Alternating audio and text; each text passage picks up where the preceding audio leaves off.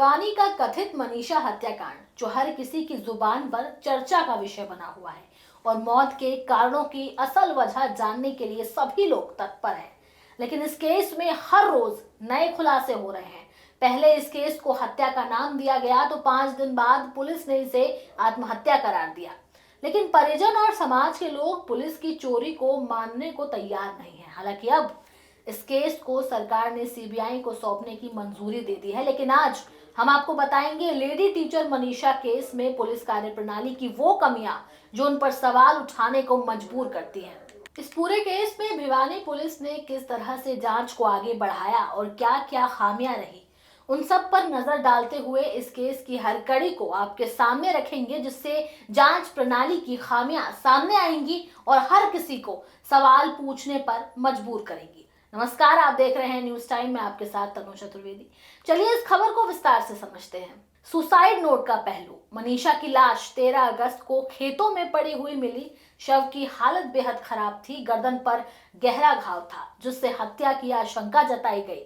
उस वक्त पुलिस ने सुसाइड नोट मिलने की कोई जानकारी सार्वजनिक नहीं की। नतीजा ये हुआ कि लोगों में आक्रोश और गहरा हो गया। पुलिस का कहना है कि शव के पास से मनीषा का बैग और सुसाइड नोट बरामद हुआ था, लेकिन सवाल उठता है कि अगर नोट उसी दिन मिला तो इसे 5 दिन तक छिपा कर रखने का क्या मतलब था। जब ये मामला सामने आया तब हरियाणा के मुख्यमंत्री नायब सैनी ने कार्रवाई की। भिवानी के एसपी मनबीर सिंह का तबादला कर दिया गया और लोहारू थाना एसएचओ सहित 5 पुलिस कर्मियों को सस्पेंड या लाइन हाजिर किया गया। क्या प्रशासन कुछ बड़ा छुपा रही थी? मनीषा के शव का पहला पोस्टमार्टम भिवानी में हुआ, लेकिन परिजनों को रिपोर्ट पर भरोसा नहीं था। उनके अनुसार रिपोर्ट में हत्या या यौन शोषण के बारे में कुछ स्पष्ट नहीं था। गला 29.5 सेमी तक कटा था और केवल 0.5 सेमी हिस्सा बचा था।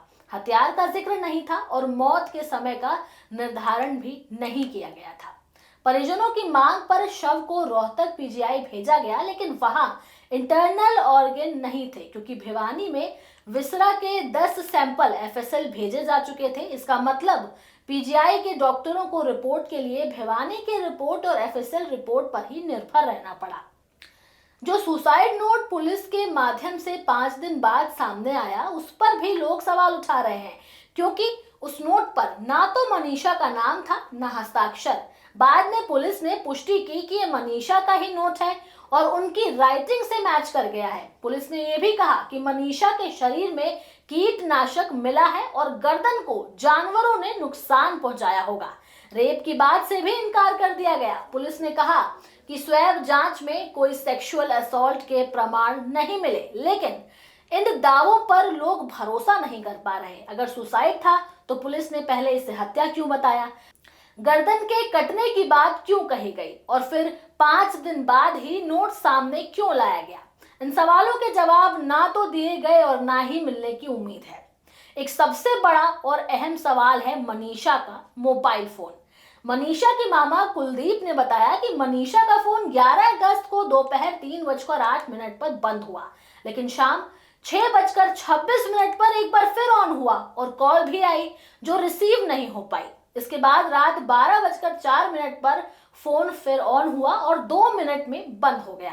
घटनास्थल से मनीषा का मोबाइल कवर मिला, लेकिन फोन अभी तक नहीं मिला है। ये साफ संकेत है कि कोई जानबूझकर सबूतों को छुपा रहा है या मोबाइल से महत्वपूर्ण जानकारी मिटाना चाहता है। रोहतक रेंज के आईजी वाई पूरण कुमार ने स्वीकार किया कि सुसाइड नोट 13 अगस्त को ही मिल गया था और सीन ऑफ क्राइम टीम के पास था। उन्होंने कहा कि साइंटिफिक प्रोसीजर का पालन किया गया, इसलिए तत्काल सुसाइड नोट की जानकारी सार्वजनिक नहीं की गई। जनता के सवाल और पुलिस प्रशासन के गोलमोल जवाब ने जनता को ये सोचने पर मजबूर कर दिया कि कोई ऐसी बड़ी बात या कोई बड़ा सुराग जरूर है जो इस केस को इसके अंजाम तक नहीं पहुंचने दे रहा। इस मामले पर एडवोकेट प्रदीप मलिक ने भी प्रशासन पर उंगली उठाई है। प्रदीप मलिक ने मंगलवार को मनीषा के पोस्टमार्टम रिपोर्ट का एक अंश डालते हुए सोशल मीडिया पर पोस्ट किया। लिखा, मनीषा के भिवानी में हुए पोस्टमार्टम रिपोर्ट की ये लाइनें बताने के लिए काफी हैं कि उसका शोषण हुआ और गला घोंट दिया गया। बाद में जब एडवोकेट मलिक से बात की गई तो उन्होंने कहा कि मनीषा को न्याय दिलाने के लिए चल रहे धरने से जुड़े लोगों ने ही उन्हें पोस्टमार्टम रिपोर्ट उपलब्ध करवाई। इससे लगता है कि केस को सुसाइड में कन्वर्ट करने का प्रयास किया जा रहा है। उन्होंने कहा कि भिवानी अस्पताल की रिपोर्ट में मनीषा की सलवार पर एग्रेशन के मार्क मिले, जबकि रोहतक पीजीआई की रिपोर्ट में ये बात नहीं है। मौके से जहर की कोई शीशी भी मिली क्या? मनीषा गायब हुई 11 अगस्त को, 12 को मिसिंग रिपोर्ट दर्ज हुई और 13 को बॉडी मिली, जो 4:30 बजे से पहले ही सिविल अस्पताल भी पहुंच गई। इतनी जल्दी बॉडी डिकम्पोज कैसे होने लगी? और अगर मान लिया जाए कि किसी जानवर ने मनीषा को खाया है तो फिर केवल धड़ कैसे अलग हुआ? बाकी शरीर पर कोई निशान क्यों नहीं है? एडवोकेट प्रदीप मलिक ने बताया कि भिवानी में हुए पोस्टमार्टम की रिपोर्ट में जिक्र है कि मनीषा की सलवार पर एग्रेशन के मार्क थे। अगर कोई जहर खाता है तो वो अपने कपड़े क्यों खोलेगा? ये सारी चीजें पीजीआई रोहतक में हुए दूसरे पोस्टमार्टम की रिपोर्ट में छुपाई गई। अगर वो पहली रिपोर्ट पढ़ लेते तो ये नहीं कहते कि बॉडी में सीमन नहीं मिला तो रेप नहीं हुआ। कई सारे सवाल हैं जो जवाब चाहते हैं, लेकिन शायद झूठ सच का मुखौटा पहने घूम रहा है। लोग वही देख रहे हैं जो प्रशासन उन्हें दिखा रहा है, लेकिन कुछ सच ऐसे हैं जिसका जवाब अब तक सामने नहीं आया।